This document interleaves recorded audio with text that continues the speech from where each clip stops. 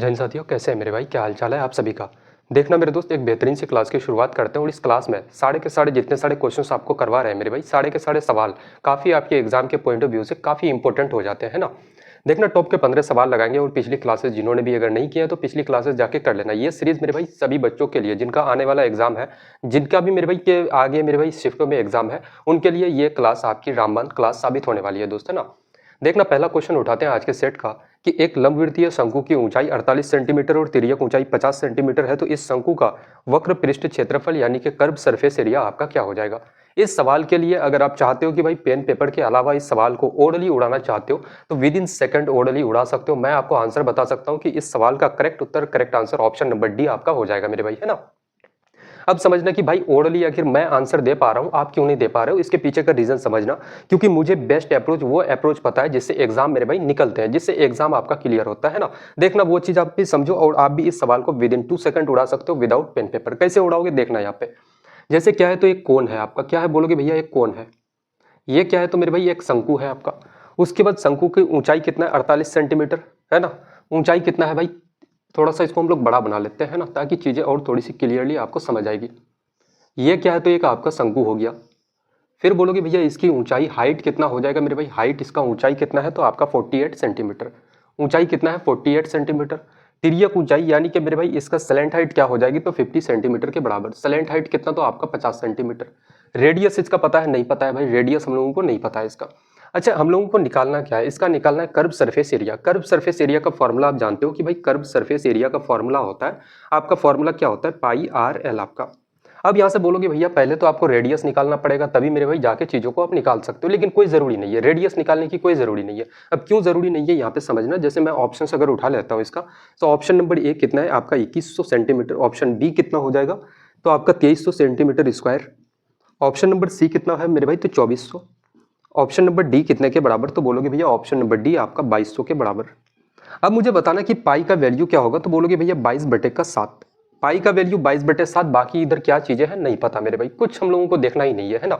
तो मुझे एक चीज पता है कि यार चीजें जब आंसर मेरे भाई आपका डेसिमल में नहीं है, इसका मतलब ये 7 किसी को पूरा पूरा काट दिया होगा, है ना। 7 खत्म कर हो गया है मेरे भाई, तो आपका बचेगा क्या, 22। तो हम मुझे एक बात पता है कि जो भी उत्तर होगा 22 क्या होता है, तो 11 गुना 2, यानी कि जो भी उत्तर होगा वो क्या होगा, तो 11 का आपका क्या होगा, तो 11 का मल्टीपल होगा दोस्त, है ना। 11 का मल्टीपल होगा। 11 का मल्टीपल 2100 नहीं हो सकता, 2300 आपका नहीं है, 2400 नहीं है मेरे भाई। आपका एक ही आंसर होगा, option number D correct answer इस सवाल का हो जाएगा, है ना। देखो, ऐसे अप्रोच से सवालों को उड़ाया जाता है एग्जाम में। आप सोचोगे कि पूरा का पूरा सवाल सॉल्व करोगे तभी आपका एग्जाम निकलेगा, तो आप गलत मेरे भाई, ट्रैप में फंसे हुए हो आप, है ना। वैसे एग्जाम नहीं होता है दोस्त, अभी कंपटीशन बहुत बढ़ चुका है। अब देखना, इस सवाल को अगर काफी बेहतरीन ढंग से अगर आप सॉल्व करना चाहते हो, काफी मेरे भाई बेसिक तरीके से, तो आप कैसे सॉल्व कर सकते हो। यहाँ पे हम लोग सॉल्व करते हैं इसी सवाल को। ये तो इसको मान लो कि मेथड नंबर 1 मेरे भाई, स्मार्ट अप्रोच मान लो। मेथड नंबर 2 क्या हो सकता है इसके लिए, तो हम लोग सीधे सीधे रेडियस निकाल सकते हैं कि रेडियस क्या होगा। तो बोलोगे भैया रेडियस हम लोग निकालेंगे सबसे पहले, तो यहाँ पे जानते हैं यहाँ पे 90 डिग्री का एंगल बनता है। ये हाइपोटेनस है, ये परपेंडिकुलर है, तो ये रेडियस क्या है, तो बेस है। हम लोग एक फॉर्मूला जानते हैं कि जब भी आपको बेस निकालना हो तो क्या करोगे, रूट लगा दो हाइपोटेनस का स्क्वायर मेरे भाई, यानी कि 50 का स्क्वायर, और इसमें से माइनस करो किसका, तो परपेंडिकुलर का स्क्वायर यानी कि 48 का स्क्वायर को माइनस कर दो। यहां से बोलोगे भैया 50 का स्क्वायर कितना हो जाएगा आपका 2500 के बराबर, और 48 का स्क्वायर कितना हो जाएगा आपका, बोलोगे भैया अर्ध 50 से कितना कम, 2 कम है, तो यहाँ पे आपका 4, और 2 कम होगा मेरे भाई 23 हो जाएगा, 2304 के बराबर। 2500 माइनस 2304 करोगे 196, 196 को आप रूट से बाहर निकालोगे कितना हो जाएगा, बोलोगे भैया आपका 14। इसका मतलब रेडियस आपका कितना आ गया, 14 सेंटीमीटर के बराबर। कर्व सरफेस एरिया इसका निकालोगे, कर्व सरफेस एरिया निकालोगे तो बोलोगे कर्व सरफेस एरिया क्या होता है, पाई आर एल आपका। तो पाई का वैल्यू कितना, 22/7, रेडियस कितना आपका 14, और आपका स्लैंट हाइट कितना हो जाएगा, एल कितना है आपका 50 के बराबर। तो यहाँ क्या हो जाएगा मेरे भाई आपका 50। 7 से इस 14 को काटोगे 2 बार से, 22 गुना 50 गुना 2 आपका 100, 100 गुना 22 करोगे तो 2200 सेंटीमीटर स्क्वायर के बराबर, है ना। कौन सा उत्तर होगा, option number D correct answer इस सवाल का हो जाएगा।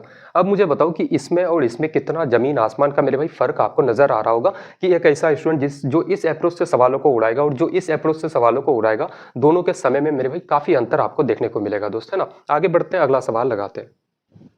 देखना, अगला सवाल कह रहा है कि एक समूह में 5 संख्याओं का औसत 40 है, यदि पहले 2 का औसत 42 है और अंतिम 2 का औसत 46 है, तो माध्य संख्या यानी कि बीच वाली संख्या का मान क्या हो जाएगा। तो मैं सीधे सीधे कह सकता हूं कि बीच वाली संख्या का मान आपको वैल्यू पूछा गया है, यानी कि एक संख्या का मान आपसे पूछा गया है, तो मुझे पता है कि 5 संख्याओं का एवरेज कितना है, तो बोलोगे भैया 5 संख्याओं का औसत। अगर मेरे भाई 5 संख्याओं का सम हम लोगों को निकालना हो तो हम लोग आसानी से बोल सकते हैं कि 5 संख्या को उसके एवरेज से गुना कर दो, यानी कि 5 गुना 40। अब इसमें से माइनस कर देते हैं हम लोग मेरे भाई कितना, 4 संख्याओं को। जैसे कि पहले 2 संख्याओं का औसत कितना है 42, और अंतिम 2 का औसत कितना है, तो अंतिम 2 का औसत है 46, तो 2 गुना 46 आपका।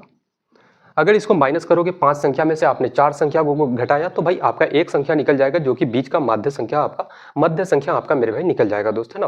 तो यहाँ से हम लोग बोल सकते हैं, जैसे एक बार अगर सभी ऑप्शंस को देख लें तो ऑप्शन नंबर ए मेरे दोस्त, यहाँ पे भी देखना हर एक सवाल में स्मार्ट अप्रोच आपको बताया जाएगा दोस्त, है ना। हर एक सवाल में, ऐसा नहीं कि भाई कोई सवाल बिना किसी ट्रिक के हम लोग बनाएंगे, तो नहीं मेरे भाई। हर एक सवाल सिलेक्शन के लिए आपको पढ़ाया जा रहा है, तो भाई सिलेक्शन दिला करके जाएगी ये क्लास, है ना। यहाँ पे देखना, मुझे एक चीज पता है कि सभी ऑप्शंस का इकाई अंक, यूनिट डिजिट, लास्ट डिजिट क्या है, तो अलग अलग है। तो पूरा का पूरा सॉल्व करने की जरूरत नहीं है। 5 गुना 0 करोगे आपका 0 हो जाएगा। सिर्फ लास्ट डिजिट को पकड़ लेना। 2 गुना 2 आपका कितना, तो 0 माइनस 2 गुना 2 आपका मेरे भाई 4 हो जाएगा। उसके बाद 2 गुना 6 6 12, और 12 का मेरे भाई इकाई अंक आपका 2। तो 4 और 2 6, 6 को अगर इस 0 में से माइनस करोगे, 6 को अगर 0 में माइनस करने का मतलब है कि 10 में माइनस करना, 10 में 6 को माइनस करोगे बचेगा 4। तो 4 यूनिट डिजिट किस में आ रहा है, 4 यूनिट डिजिट कौन से ऑप्शंस में आ रहा है आपका, तो बोलोगे भैया option number D correct answer इस सवाल का हो जाएगा, है ना। अब बताओ, एक स्टूडेंट जो पूरा का पूरा सॉल्व करता और मेरे भाई आप यूनिट डिजिट से निकालोगे, किसका पहले आंसर निकल सकता है, आप खुद बताना इस बात को। एक सीआई का क्वेश्चन लगाते हैं कि यदि ब्याज की गणना अर्धवार्षिक रूप से चक्रवृद्धि ब्याज पर संयोजित की जाती है तो 10% वार्षिक ब्याज दर पर 4000 की राशि एक साल में कितनी हो जाएगी। अमाउंट पूछा गया है कि भाई अमाउंट क्या हो जाएगा, है ना। अच्छा देखना, ब्याज जो है ना अर्धवार्षिक रूप से आप कैलकुलेट करते हो, यानी कि अर्धवार्षिक का मतलब होता है कि हर 6 महीने पे। तो जब भी ऐसा सवाल आ जाए कि त्रिमासिक, 6 माही, 9 माही, ठीक है, ऐसा सवाल आ जाए जिसमें परफेक्ट एक साल का आपको ना हो, है ना, तो आप मेरे भाई उसमें क्या करना, जो रेट आपको दिया हुआ रहता है ना, वो रेट क्या होता है, तो फर्जीवाड़ा का रेट दिया हुआ रहता है दोस्त। जैसे यहाँ पे रेट कितना है 10%, ये जो 10% है ना, ये एक साल का है, यानी कि 12 महीने का है, और आप हर 6 महीने पे ब्याज देते हो। इसका मतलब 6 महीने का रेट क्या होगा, तो 6 से 12 को काटोगे, 2 बार से 2 से इस 10 को काटोगे, रेट कितना आपका 5% के बराबर, है ना। और टाइम कितना हो जाएगा, एक साल मेरे भाई, है ना। एक साल में कितनी हो जाएगी, तो मुझे बताओ कि एक साल में कितना 6 महीना आता है, तो 2 बार 6 महीना आ जाएगा। 6 महीना और 6 महीना मिलकर आपका 12 महीना, यानी कि एक साल में आप ब्याज कितनी बार दोगे, तो 2 बार, है ना, 2 बार दोगे। कंपाउंड इंटरेस्ट आपको निकालना है, तो हम लोग सीधे सीधे क्या बोल सकते हैं कि भाई 5% का 2 सालों का सीआई क्या हो जाएगा। तो क्या करना है आपको, सिंपल सा मेरे दोस्त, 5 प्लस 5 कर दो, और प्लस 2 साल का हम लोग निकाल रहे हैं, तो फिर दोनों को क्या कर दो, 2 बार इसको गुना करो और बटे का 100 कर दो। 5 और 5 कितना हो जाएगा 10, और 5 5 का 25, यानी कि 10.25 के बराबर आपका, है ना। इतना आपका सीआई निकल जाएगा। यहाँ पे देखना प्रिंसिपल कितना है आपका 4000, प्रिंसिपल कितना है आपका 4000। प्रिंसिपल हमेशा आपका 100% के बराबर होता है। आपसे अमाउंट पूछा गया है, तो अमाउंट क्या होगा, प्रिंसिपल प्लस का आपका मेरे भाई क्या हो जाएगा, तो इंटरेस्ट, यानी कि आपका इंटरेस्ट कितना है 10.25% और प्रिंसिपल है 100%। तो मुझे बताओ कि अमाउंट क्या हो जाएगी, तो 100 प्लस का 10.25 को अगर ऐड करोगे तो कितना हो जाएगा 110.25% के बराबर। यहाँ से परसेंट खत्म हो जाएगा आपका, क्या हो जाएगा उसके बाद यहाँ पे बोलोगे 2 डिजिट से आप हटाओगे, यहाँ से मेरे भाई 2 जीरो खत्म करोगे, डेसिमल पॉइंट खत्म हो जाएगा, फिर 1 जीरो से 1 जीरो खत्म। और यहाँ पे हम लोग क्या कर सकते हैं, तो 5 गुना 4 आप कितना हो जाएगा 20, 4 दुना 8, और मेरे भाई आपका 2 10 बचेगा कितना, तो 1, 4 गुना 1 4, 4 गुना 1 4, उसके बाद एक अंक यहाँ पे 0 है, 0 को हटाओगे 1 जीरो खत्म होगा। आंसर कितना हो जाएगा 4410। कौन सा ऑप्शन है, आंसर कितना 4410 रुपये। ऑप्शन नंबर बी बिल्कुल करेक्ट उत्तर इस सवाल का हो जाएगा आपका, है ना। आगे बढ़ते हैं, अगला सवाल लगाते हैं कि एक शहर की जनसंख्या 10,000 है। देखो सारे के सारे सवाल रैपिडली लगाएंगे हम लोग, है ना। 15 सवालों से पहले मेरे भाई कोई बातचीत कुछ नहीं आपसे होगी, है ना। देखना रैपिडली लगाएंगे। देखो अभी आपका एग्जाम का काफी कम टाइम है दोस्त, है ना। जिनका भी हो सकता है किसी का कल एग्जाम हो, किसी का मेरे भाई 1 दिन बाद हो, किसी का 2 दिन बाद हो, है ना। तो इतना कम टाइम में हम लोग क्या कर सकते हैं भाई, आपसे गप्पे सप्पे तो नहीं लड़ा सकते, है ना। सिंपल सी बात है कि भाई जितना हो सके मिनिमम टाइम में मैक्सिमम सवालों को लगा सकते हैं दोस्त, है ना। तभी आपको बेनिफिट पहुंच सकता है। एक शहर की जनसंख्या कितना है, तो आपका बोलोगे भैया 10,000 के बराबर है। कितना है मेरे भाई, तो आपका कितना 10,000 है। यदि पुरुष की जनसंख्या में 10% और महिलाओं की जनसंख्या में 15% की इंक्रीमेंट करोगे, वृद्धि करोगे, तो जनसंख्या 11,200 हो जाती है। शहर में महिलाओं की संख्या बताओ क्या हो जाएगी। तो जैसे ये कितना है, बोलोगे भैया आपका 10,000 है। कितना मेरे भाई आपका 10,000 हो जाएगा। ये 10,000 पॉपुलेशन जो है ये कौन है, तो फीमेल और मेल का है मेरे दोस्त, है ना। 2 में बटा हुआ है। ये हम लोग m प्लस का f बोल सकते हैं कि मेल और फीमेल मिलकर के कितना आपका 10,000 है पॉपुलेशन। उसके बाद पहले क्या करते हो भाई, पुरुषों में 10% और महिलाओं में 10% की वृद्धि करते हो आप। तो हम लोग बोल सकते हैं इसमें 10% बढ़ाओगे तो 110% हो जाएगा। तो कितना हो जाएगा बोलोगे भैया 110%, एम का 110% हटाओगे तो बटे का 100। फीमेल में कितना बढ़ाते हो भाई 15%, तो एफ का एक कितना हो जाएगा 15% इंक्रीमेंट यानी कि 115 बटे का आपका 100। और ये बढ़ने के बाद कितना हो जाता है 11,200 के बराबर। अब यहाँ से मुझे एक चीज बताओ कि कितना हो जाएगा 100 का एलसीएम लोगे तो यहाँ बचेगा कितना 110 गुना एम, या फिर एम सिंपल सा लिख लो, कोई दिक्कत की बात नहीं है। प्लस कितना हो जाएगा इधर 115 एफ हो जाएगा, और इधर कितना मेरे भाई 11,200, और नीचे का कितना आ जाता बटे का यहाँ पे 100 आता, तो 100 से इसको गुना करते क्रॉस मल्टीप्लाई करते तो यहाँ पे और 2 जीरो आ जाता है ना। अब मुझे एक चीज बताना, आपको निकालना किसका है, तो भाई शहर में महिलाओं की संख्या बताना, एम का वैल्यू आपको फीमेल का आपको बताना है, यानी कि एफ का वैल्यू पूछा गया है। तो हम लोग इस वाले इक्वेशन को लेके क्या कर सकते हैं कि भाई एम वाला पार्ट आपका खत्म हो जाए। तो 110 है, इसको भी 110 बनाते हैं, यानी कि 110 से हम लोग क्या करते हैं तो गुना कर देते हैं। 110 से पूरे पार्ट को गुना करोगे 110 एम हो जाएगा, यहाँ पे 110 आपका एफ हो जाएगा, इधर 110 से इसको गुना करोगे कितना हो जाएगा 110, और यहाँ पे आपका 4 जीरो, कितना हो जाएगा 4 जीरो।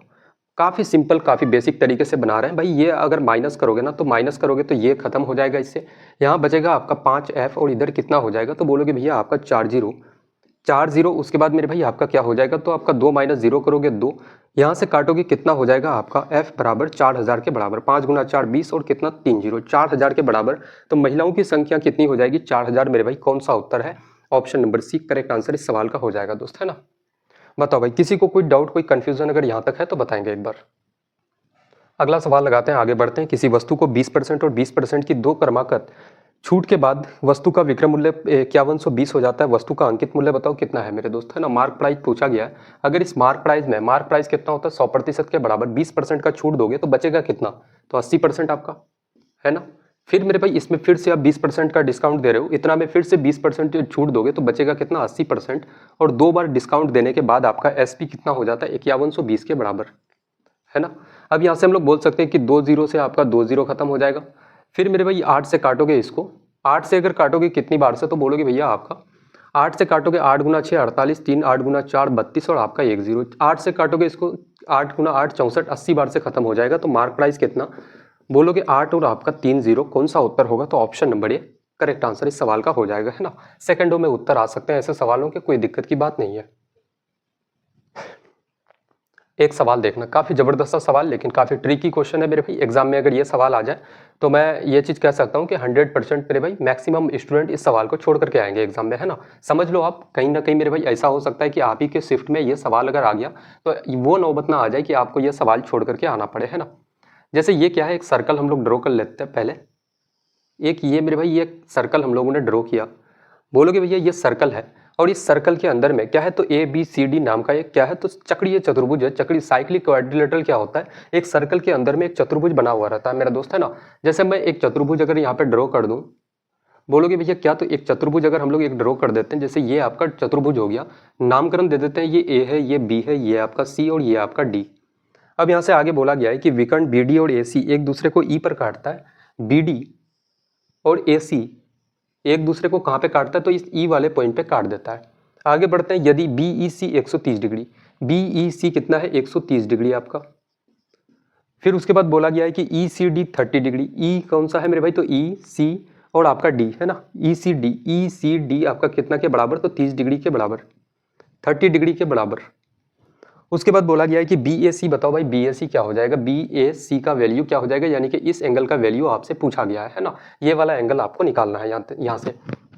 अब हम लोग इसमें क्या काम कर सकते हैं ऐसा, तो मुझे एक छोटी सी चीज़ अगर मैं यहाँ पे देखूँ थोड़ा सा, तो यहाँ से हम लोग ऐसा क्या काम कर सकते हैं इसमें, है ना। ऐसा हम लोग क्या कुछ इसमें कर सकते हैं कि आसानी से उत्तर आ जाए। तो जैसे बोलोगे भैया यहाँ पे 130 है, एक सीधी रेखा पे एक स्ट्रेट लाइन में जो मेरे भाई एंगल बनता है ना, वो कितना बनता है, तो आपका 180 डिग्री के बराबर। जैसे एक सीधी रेखा है, उसमें मेरे भाई सर्कल अगर बनाओगे, ऐसे सर्कल बनाओगे तो पूरा सर्कल कितना होता है 360 डिग्री का। तो अगर इसका आधा सर्कल आप बनाओगे तो एक स्ट्रेट लाइन में कितना डिग्री का एंगल बनेगा मेरे भाई 180 का। तो यहाँ से ये स्ट्रेट लाइन है, सीधी रेखा है, इसमें 130 डिग्री ऑलरेडी है, तो ये कितना हो जाएगा आपका 50 के बराबर। ये एंगल कितना 50 डिग्री के बराबर। अगर ये 50 है, ये 30 है, तो ये वाला कितना हो जाएगा आपका 100, ये कितना 100 डिग्री। तो यहाँ से अब छोटी सी चीज हम लोग मेरे भाई निकाल सकते हैं, कोई दिक्कत की बात नहीं है। जैसे एक की ये क्या है, तो आपका कॉर्ड है, ये क्या है जीवा है मेरे भाई आपका CB, ये CB क्या है एक जीवा है, कॉर्ड है। यहाँ से अगर देखोगे तो यहाँ से एक एंगल ये बन रहा है, एक ट्राइंगल बन रहा है मेरे भाई, ये वाला आपका देखोगे तो यहाँ से ये क्या है, तो आपका एक ट्राइंगल है मेरे दोस्त, है ना। अगर ये ट्राइंगल है, इस कॉर्ड से मेरे भाई ये ट्राइंगल का यहाँ पे कितना सरकमफ्रेंस पे कितना डिग्री का एंगल बना रहा है, 100 डिग्री का। तो यहाँ पे इसी कॉर्ड से, इसी जीवा से एक और मेरे भाई आप ट्राइंगल ड्रॉ करते हो कहाँ पे, तो दूसरे साइड में, और ये भी सरकमफ्रेंस पर कितना डिग्री का एंगल बनाएगा। तो एक कॉर्ड से सरकमफ्रेंस पर जितना मेरे भाई आप एंगल बनाना चाहते हो, सारे के सारे एंगल का जो मेरे भाई मान होगा ना, वो क्या होगा, तो सेम होगा दोस्त। यहाँ पे अगर इसी कॉर्ड से यहाँ पे 100 डिग्री बन रहा है, तो यहाँ भी कितना बनेगा आपका 100 डिग्री, यहाँ भी कितना बनेगा मेरे भाई 100 डिग्री के बराबर। तो हम लोग बोल सकते हैं कि BAC का मान क्या हो जाएगा, एंगल BAC कितना के बराबर मेरे भाई, तो 100 डिग्री के बराबर। कौन सा, तो option number A correct answer इस सवाल का हो जाएगा आपका, है ना। कुछ काम खर्चा करने की जरूरत नहीं है। बताओ क्या ये सवाल एग्जाम में मेरे भाई आप बना करके आ पाते, बताओ मेरे भाई। आगे बढ़ते हैं, अगला सवाल पार्टनरशिप के ऊपर में कि A और B ने 2 और 3 के अनुपात में निवेश किया और साथ ही एक साझेदारी में प्रवेश किया। कुछ महीने बाद A ने साझेदारी छोड़ दी और अपना धन वापस ले लिया। वर्ष के अंत में उन्हें 1:2 के अनुपात में लाभ प्राप्त हुआ। तो A ने कितने महीनों के लिए निवेश किया। जैसे दो व्यक्ति है, A है, एक आपका B है, कितने के हिसाब से इन्वेस्ट करता है, तो 2:3। ये 2 रुपया करता है तो ये 3 रुपया करता है। ये कितने टाइम के बाद मेरे भाई आपका साझेदारी से अपना वह धन वापस लिया, नहीं पता है, लेकिन B कितना, तो 12 महीने तक पैसा रखा होगा, क्योंकि जो प्रॉफिट का कैलकुलेट होता है वो वर्ष के अंत में हो रहा है, साल के एंड में। तो B मेरे भाई 12 महीने तक पैसा इन्वेस्ट करके रखा होगा, लेकिन A का पता नहीं है कि A कितना टाइम तक रखा है, तो T टाइम मान लेते हैं कि भाई T महीने तक रखा होगा दोस्त, है ना। अब ये जो आपका रेशियो आ गया ना, जैसे 2 से अगर 12 को काटोगे 6 बार से, तो यहाँ पे T रेशियो आपका 6 गुना 3 आपका 18 है। ये जो T रेशियो 18 आ रहा है ना, ये आपका क्या है, तो बोलोगे भैया प्रॉफिट का रेशियो है। ये किसका रेशियो मेरे भाई, तो आपका प्रॉफिट का रेशियो है दोस्त, है ना। यही क्या है, तो आपका प्रॉफिट है, प्रॉफिट का रेशियो। और दिया गया है कि वर्ष के अंत में उन्हें 1:2 के 1:2 के अनुपात में लाभ प्राप्त हुआ। कितने के हिसाब से लाभ प्राप्त होता है, तो 1:2 के अनुपात में लाभ प्राप्त होता है। तो A ने कितने महीने के लिए निवेश किया, तो मेरे भाई ये 2 है, और प्रॉफिट आप करो भैया T रेशियो 18 हुआ, लेकिन एग्जामिनर कह रहा है कि प्रॉफिट 1:2 हो रहा है। इसका मतलब इसका कितना गुना हो रहा है, तो भाई 9 गुना। तो इधर भी कितना होना चाहिए आपका 9 गुना, 1 का 9 गुना करोगे तो आपका 9 हो जाएगा, यानी कि T बराबर कितना, तो आपका 9 मंथ हो जाएगा, है ना। T बराबर कितना, 9 मंथ के बराबर मेरे दोस्त, 9 महीने के बराबर। कौन सा उत्तर है आपका, ऑप्शन नंबर ए बिल्कुल करेक्ट आंसर इस सवाल का हो जाएगा, है ना। अच्छा देखना, बहुत सारे लोग यहाँ पे कंफ्यूज हो सकते हैं, थोड़ा सा मैं बता देता हूँ कि जैसे यहाँ पे हम लोग ऐसा भी कर सकते थे। आप लोगों ने ऐसा देखा होगा कि भाई जैसे प्रॉफिट का रेशियो 18 था, तो इसको T/18 लिख सकते हैं, और यही रेशियो कितना है, तो 1:2 के बराबर। तो 1/2 ऐसे करोगे, 2 से भाई 18 को काटोगे 9 बार से, तो T कितना आपका 9 महीने के बराबर, है ना। हम लोग ऐसे ही काम करते हैं मेरे भाई। आगे बढ़ते हैं, एक सवाल दिया गया है कि एक संख्या और 40 का मध्यानुपाती 60 है, तो वो संख्या बताओ। जैसे मध्यानुपाती कैसे निकालते हैं, A है B है, इसका मध्यानुपाती यानी कि मीन प्रोपोर्शन निकालोगे तो रूट लगा दो और A इंटू का B कर दो। यही क्या होता है, मीन प्रोपोर्शन निकालने का फॉर्मूला मेरे दोस्त, है ना। एक संख्या है, जैसे मैं मान लेता हूँ कि x है और दूसरी संख्या कितना है आपका 40 है। इसका मीन प्रोपोर्शन आप निकालोगे तो हम लोग क्या करेंगे, रूट लगा देंगे, और इसका मीन प्रोपोर्शन कितने के बराबर है, तो आपका 60 के बराबर। इधर लिख लो, कोई दिक्कत की बात नहीं है, 60 के बराबर है। अगर मैं ऐसा करूं कि दोनों तरफ स्क्वायर कर दें, तो भाई इधर भी स्क्वायर करोगे, इधर भी हम लोग क्या कर देते हैं, स्क्वायर करते हैं। तो इधर 60 का स्क्वायर कितना, तो आपका 3600, और स्क्वायर से मेरे भाई रूट खत्म होगा, इधर बचेगा कितना आपका 40x। 0 से 0 खत्म, 4 से काटोगे तो 90 बार से कट जाएगा 360 आपका, तो x बराबर कितना आपका 90 के बराबर। 90 कौन सा उत्तर है, तो option number D correct answer इस सवाल का हो जाएगा, है ना। बताओ भाई। आगे बढ़ते हैं, एक और सवाल लगाते हैं हम लोग, पार्टनरशिप वाला इसमें, है ना। क्वेश्चन कह रहा है कि ए किसी व्यवसाय में बी की तुलना में 3 गुना लाभ कमाता है, और ए और बी ने क्रम से 4000 और 3000 का निवेश किया। 4000 3000 का निवेश किया। ए और बी ने अपनी राशि को निवेश करने वाले वर्षों की संख्या का अनुपात ज्ञात करो। यानी कि मेरे भाई कौन कितने सालों के लिए रखा, कितने महीनों के लिए, कितने सालों के लिए, ये चीज़ पूछा गया है दोस्त, है ना। और कोई इसमें कोई खास बात नहीं है। जैसे ए है और कौन है आपका बी है, ए है और बी है मेरे भाई। तो ए कितना करता है भाई 4000, बी कितना करता है 3000। पार्टनरशिप वाले सवाल जब भी लगाओ ना, तो जो कॉमन टर्म है उसको खत्म कर देते हैं ना। जैसे इसमें 3000 में 3 जीरो, 4000 में 3 जीरो है, तो 0 0 को खत्म करोगे, है ना, बचेगा कितना 4:3 आपका। अब क्यों खत्म करते हैं, रेशियो में चीजें होगा तो यहाँ भी 4000 जैसे लिख ही देते हैं, कोई दिक्कत की बात नहीं है। यहाँ से हम लोग बोल सकते हैं कि 3 जीरो से 3 जीरो इधर भी खत्म हो जाएगा, यानी कि 4:3 बच जाएगा आपका। अब मुझे एक चीज बताओ कि ए मेरे भाई पैसे को कितना टाइम के लिए रखता है, तो 3 जीरो यार खत्म कर दो, जीरो को कोई फर्क नहीं पड़ता है उससे। ए मेरे भाई कितने टाइम के लिए, तो हम लोग मान लेते हैं कि ए आपका पी टाइम के लिए रखता है और बी आपका क्यू टाइम के लिए रखता है। तो पी और क्यू का यहाँ पे क्या हो जाएगा 4p, रेशियो 3 क्यों हो जाएगा आपका, है ना। और यही क्या आपका निकल गया, तो प्रॉफिट का रेशियो। ये किसका रेशियो मेरे भाई, तो आपका प्रॉफिट का रेशियो, है ना। अब यहाँ पे दिया गया है कि प्रॉफिट का रेशियो कितना है। जैसे मैं अगर बोलूँ कि भाई प्रॉफिट कितना हो रहा है 4P और उस कितना है 3Q, इसको बटे में लिख सकते हैं, फ्रैक्शन में, कोई दिक्कत की बात नहीं है। लेकिन दिया गया है कि प्रॉफिट कितना होता है, ए को किसी व्यवसाय में बी की तुलना में 3 गुना लाभ होता है। यानी कि ए और बी का प्रॉफिट का अगर रेशियो है तो बी को अगर 1 लाभ होता है तो ए को कितना होता है 3 गुना, यानी कि 3। यही दिया गया है ना कि बी की तुलना में 3 गुना लाभ होता है, तो 3:1। तो हम लोग इसको ऐसे लिख सकते हैं 3/1, है ना। आपसे पी और क्यू का वैल्यू पूछा गया तो पी अपन क्यू रखेंगे। यहाँ पे 3 है, 3 के साथ में गुना होगा 9 हो जाएगा, और 4 गुना 1 आपका 4, 9/4 आपका, यानी कि पी कितना हो जाएगा, पी और क्यू का अनुपात तो 9:4। कौन सा उत्तर है, ऑप्शन नंबर 1 करेक्ट आंसर इस सवाल का हो जाएगा आपका, है ना। इतना भारी भरकम सा सवाल नहीं है, छोटे छोटे सवाल है। यही सारे सवाल मैक्सिमम मेरे भाई पूछे जाते हैं एग्जाम में। आगे सवाल लगाते हैं कि एक घन जिसके फलक का विकर्ण 44√2 सेंटीमीटर है को पिघलाया जाता है और 11 सेंटीमीटर त्रिज्या का एक ठोस बेलन में पुनर्गठित किया जाता है, तो बेलन की ऊंचाई क्या हो जाएगी। जब भी किसी चीज़ को पिघलाते हो ना, या फिर दूसरे शेप में डालते हो आप, तो उस कंडीशन को हम लोग क्या कहते हैं कि भाई वॉल्यूम क्या होगा, सेम होगा दोनों का, वॉल्यूम क्या होगा, बराबर होगा। वॉल्यूम का फॉर्मूला लगा दो आप आंख बंद करके। तो मेरे भाई एक फलक कितना है उसका, जैसे एक फलक मेरे भाई, एक फलक कितना है, घनाभ का एक फलक का विकर्ण कितना दिया गया है आपको 44√2। ये कितना है 44√2 आपका। तो आप मुझे बताओ कि साइड क्या हो जाएगा। तो हम लोग जानते हैं कि इसका डायगोनल क्या होता है, तो आपका a√2 के बराबर, जो कि कितना है मेरे भाई आपका 44√2 आपका, है ना। तो यहाँ से √2 से √2 खत्म, आपका साइड क्या हो जाएगा घनाभ का, बोलोगे भैया 44 सेंटीमीटर के बराबर। आगे बढ़ते हैं। और 11 सेंटीमीटर त्रिज्या का एक ठोस बेलन, है ना। त्रिज्या कितना है, रेडियस कितना है, एक बेलन आप बनाते हो जिसका रेडियस कितना मेरे भाई 11 सेंटीमीटर, रेडियस कितना है आपका 11 सेंटीमीटर।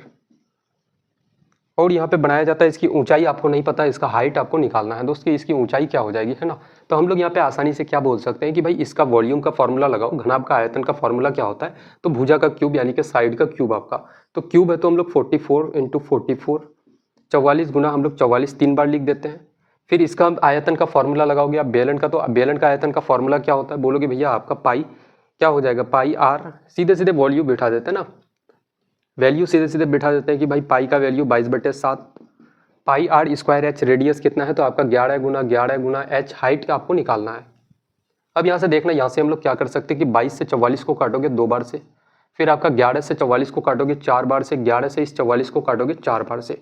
4 गुना 4 8 कितना हो जाएगा, 4 गुना 4 16, 16 गुना 2 आपका 32, और 32 गुना 7 करोगे, जैसे 32 इंटू का 7 करोगे, 7 दुना का 14, 7 गुना 3 21, और एक आपका 22, कितना हो जाएगा मेरे भाई, तो 224 सेंटीमीटर के बराबर। हाइट कितना हो जाएगा 224 सेंटीमीटर। कौन सा आपका ऑप्शन है, तो ऑप्शन नंबर सी बिल्कुल करेक्ट उत्तर इस सवाल का हो जाएगा आपका, है ना।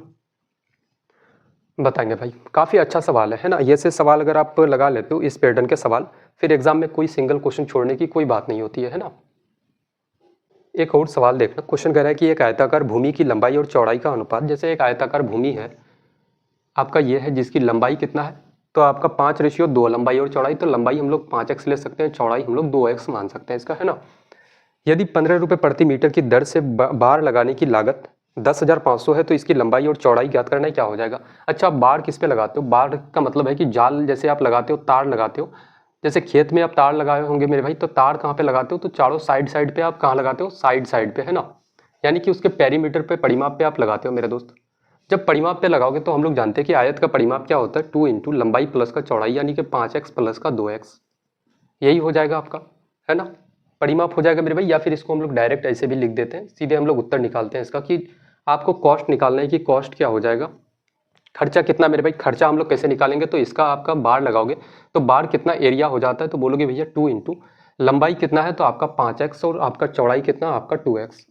या फिर फॉर्मूला अगर लिखना चाहते हो तो एक बार फॉर्मूला लिख देते हैं, कोई दिक्कत की बात नहीं है। 2 इंटू लंबाई प्लस का चौड़ाई आपका, उसके बाद क्या हो जाएगा कितने के हिसाब से मेरे भाई, तो 15 रुपये प्रति मीटर की दर से, तो गुना का 15।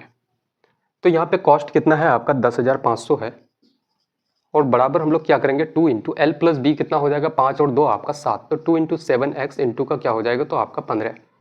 हम लोग यहाँ से बोल सकते हैं कि आपका क्या हो जाएगा, 15 से काटोगे 15 गुना 7 105 आपका, और आपका 2 0, फिर यहाँ से हो जाएगा 7 गुना 2 14, 14 से 70 को काटोगे 5 बार से, और 1 0 यानी कि 50। तो x का वैल्यू 50 आ गया।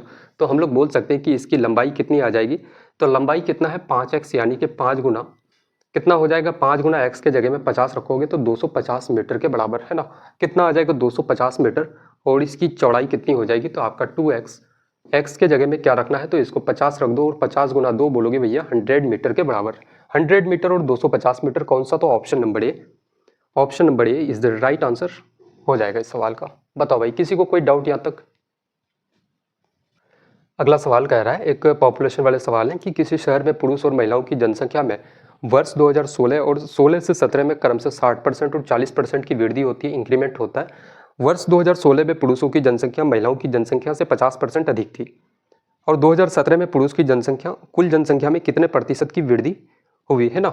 अच्छा, एक लाइन दिया गया है कि 2016 में पुरुष की जनसंख्या, जैसे दो चीज़ों को लिख लेते हैं कि मेन आपका है, एक आपका मेल एक आपका फीमेल, और 2016 की बात करें तो 2016 में क्या था मेरे भाई, तो महिलाओं की जनसंख्या से 50% ज़्यादा था कौन, तो पुरुष। अगर महिलाओं की जनसंख्या 2016 में 100 था तो ये 50% ज़्यादा यानी कि 150।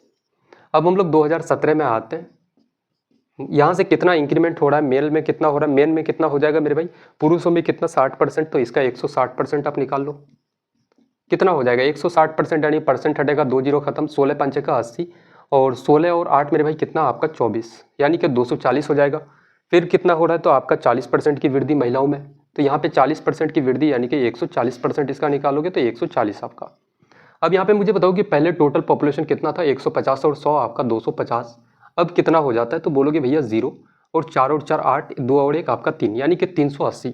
तो कितने की इंक्रीमेंट हुई, कितने की वृद्धि हुई यहाँ से यहाँ आने में, तो वृद्धि कितने का भाई, तो 50 और आपका 80 यानी कि 130 का वृद्धि। और वृद्धि किस पे, तो 250 पे हुआ पहले वाले पे, इनटू का क्या करना प्रतिशत में बदलने के लिए 100। तो ये आपका क्या हो जाएगा, इंक्रीजिंग परसेंट मेरा दोस्त है ना। यहाँ से हम लोग बोल सकते हैं कि 0 से 0 खत्म, 25 से 100 को काटोगे 4 बार से, और 13 गुना 4 कितना हो जाएगा तो आपका, तो कितना हो जाएगा 52% के बराबर। 52% कौन सा उत्तर है, कौन सा ऑप्शन, तो ऑप्शन नंबर डी बिल्कुल सही जवाब इस सवाल का हो जाएगा आपका, है ना। अगला सवाल देखना, एक वस्तु का विक्रय मूल्य को उसके उत्पाद की लागत से 30% अधिक पर तय किया जाता है और उत्पाद की लागत 25% बढ़ती है, तो विक्रय मूल्य में 15% की इंक्रीमेंट की जाती है, वृद्धि की जाती है, तो प्रतिशत लाभ बताओ भाई क्या हो जाएगा। जैसे मैं मानता हूँ कि यार उत्पाद की जैसे कॉस्ट प्राइस आपका कितना है 100 है, इस 100 में आप मेरे भाई इंक्रीमेंट करोगे, वृद्धि करोगे, लागत से 30% अधिक पर तय करते हो किसको, तो विक्रय मूल्य को, एसपी को, तो कितना हो जाएगा 30% ज़्यादा यानी कि 130, है ना। उसके बाद आप क्या करते हो कि भाई आप उत्पाद की लागत 25% बढ़ा देते हो, तो इसमें अगर 25% बढ़ाओगे तो कितना हो जाएगा 125। अगला कंडीशन देखते हैं कि विक्रय मूल्य में 15% की वृद्धि, तो इसमें अगर 15% आप बढ़ाओगे तो कितना हो जाएगा आपका 130 का मेरे भाई, आप 15% बढ़ाओगे तो 115% हो जाएगा। यहाँ से हम लोग बोल सकते हैं कि 0 से 0 खत्म, 5 से इसको काटोगे या फिर मत काटो, है ना। 13 गुना 5 आपका कितना हो जाएगा 65, बचेगा 6, 13 और 6 कितना, तो आपका 19, उसके बाद 13 और 1 आपका 14, एक जीरो हटाओगे यहाँ पे पॉइंट लग जाएगा, 149.5 आपका हो जाएगा दोस्त, है ना। अब कहा जाता है कि प्रतिशत लाभ बताओ, प्रॉफिट परसेंट उसका क्या हो जाएगा, प्रॉफिट परसेंट क्या हो जाएगा। 125 का सामान 149.5 में आप बेचते हो तो आपको लाभ कितने का होगा, तो लाभ बोलोगे भैया 0.5, उसके बाद यहाँ पे 4, फिर मेरे भाई कितना, तो 24.5 का प्रॉफिट। और प्रॉफिट किस पे होता है, तो सीपी पे होता है, सीपी कितना है 125, इंटू का क्या करना 100। यहाँ से हम लोग बोल सकते हैं कि 25 से काटोगे 5 बार से, और 25 से 100 को काटोगे 4 बार से। फिर मेरे भाई 5 से अगर इस पूरे पार्ट को काटोगे, 5 गुना 4 20, 5 गुना 9 45, एक अंक के बाद पॉइंट लगा दो, 4 गुना 9 आपका 36 हो जाएगा, 4 गुना 4 16 और 3 आपका 19, यानी कि कितना 19.6 आपका इतना परसेंट की इंक्रीमेंट होगी, सॉरी प्रॉफिट होगा मेरे भाई। कौन सा उत्तर है, तो option number A correct answer इस सवाल का हो जाएगा आपका, है ना। काफ़ी बेहतरीन से सवाल है ये, सारे के सारे सवाल जितने सारे क्वेश्चन करवा रहे हैं ना, एक से बढ़ के एक सवाल है। देखना आज के सेट का सबसे आखिरी सवाल, और एक काफ़ी छोटू सा सवाल उठाते हैं। क्वेश्चन कह रहा है कि 30 फोन का सीपी यानी कि कड़िए मूल्य, तो 30 गुना सीपी। उसके बाद सवाल है कि 20 फोन के विक्रय मूल्य यानी कि 20 गुना विक्रय मूल्य एसपी के बराबर है, तो लाभ प्रतिशत बताओ भाई क्या हो जाएगा। 0 से 0 खत्म हो जाएगा, सीपी और एसपी का रेशियो क्या आ जाएगा, तो एसपी के साथ में कितना है 2 और सीपी के साथ में मेरे भाई 3, है ना। क्रॉस में रखना है इसको, कोनाकुनी रखना है। तो मुझे बताओ कि लाभ कितने का होगा, 2 का सामान 3 में बेचोगे तो प्रॉफिट कितने का, 1 का। प्रॉफिट परसेंट आपको पूछा गया है, तो हम लोग बोल सकते हैं कि प्रॉफिट 1 का, और किस पे प्रॉफिट होता है, सीपी पे। कॉस्ट प्राइस कितना है आपका 2 है, इनटू का क्या करोगे प्रतिशत में बदलने के लिए 100, 2 से 100 को काटोगे कितना, तो 50% का प्रॉफिट हो जाएगा। कौन सा उत्तर है आपका 50%, option number C correct answer इस सवाल का हो जाएगा भाई, है ना। तो आज का सेट काफ़ी बेहतरीन तरीके से हम लोगों का यहाँ से कंप्लीट होता है। और भाई पिछली क्लासेस अभी भी मैं कह रहा हूँ कि पिछली क्लासेस अगर आप नहीं किए हो तो जाकर के कर सकते हो, क्योंकि सारे के सारे सेट में एक से बढ़ के एक सवाल किए करवाए जा रहे हैं काफ़ी डीप एनालिसिस के साथ मेरे भाई। और जितने सारे आपके शिफ्ट एग्जाम हो चुके हैं, सारे शिफ्टों को काफ़ी डीप एनालिसिस करके भी ही मेरे भाई ये सारे के सारे क्वेश्चंस बनाए जाते हैं दोस्त, है ना। और पिछले से जितने सारे शिफ्ट हुए हैं ना, उसी पे आधारित सारे सवाल होंगे। मैक्सिमम क्वेश्चंस ऐसे क्वेश्चंस उठाए जाते हैं। सिर्फ ऐसा हो सकता है कि डेटा चेंज हो सकता है मेरे भाई, है ना, लेकिन लैंग्वेज सारा का सारा चीज़ आपको सेम ऐसे ही डिट्टो कॉपी एग्जाम में देखने को मिलेगा दोस्त, है ना। तो आज की क्लास को यहीं तक रखते हैं, मिलते हैं काफ़ी बेहतरीन सी क्लास में। तब तक के लिए जय हिंद।